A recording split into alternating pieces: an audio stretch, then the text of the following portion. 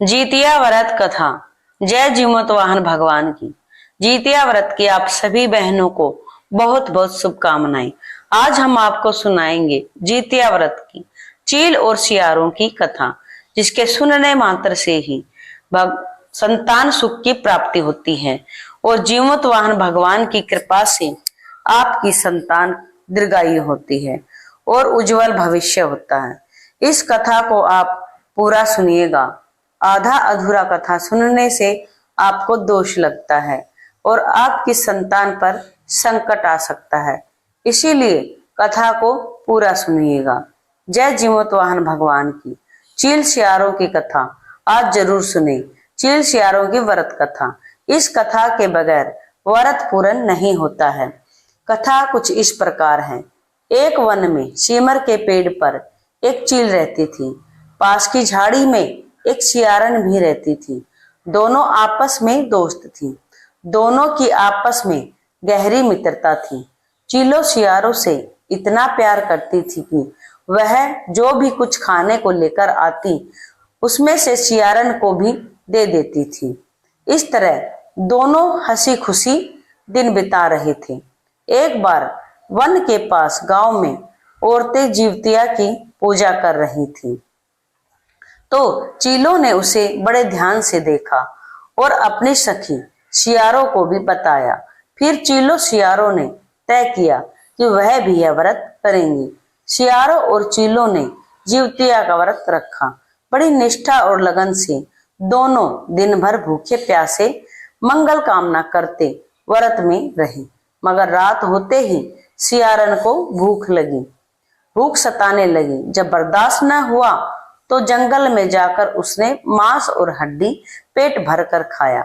चीलों ने हड्डी चबाने से कि ककड़ ककड़ की आवाज सुनी, तो पूछा कि यह कैसी आवाज है।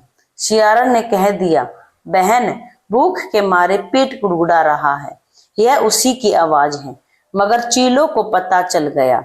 उसने सियारन को खूब लताड़ा कि जब व्रत नहीं हो सकता था तो संकल्प क्यों लिया था।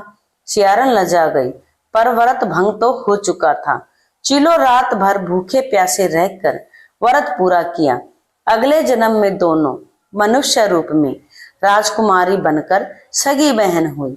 सियारन बड़ी बहन हुई और उसकी शादी एक राजकुमार से हुई। चीलों छोटी बहन हुई, उसकी शादी उसी राज्य के मंत्री पुत्र से हुई। बाद में दोनों राजा और मंत्री बने। सियारन के जो भी बच्चे होते वह मर जाते थे, जबकि चीलों के बच्चे स्वस्थ और हट्टे कट्टे रहते। इससे उसे जलन होने लगी। उसने उन्हें मारने की सोची। उनका सर कटवाकर डब्बे में बंद कर दिया। वह शीश मिठाई बन जाती और बच्चों का बाल तक बाका न होता। इस तरह सियारन की बहन के बच्चे और उसके पति को मारने की कोशिश में वह सफल ना हो पाई। आखिरकार देव योग से उसे भूल का आभास हुआ। उसने क्षमा मांगी और बहन के बताने पर जीवित पुत्री का व्रत विधि विधान से किया, तो उसके सभी पुत्र जीवित रहे।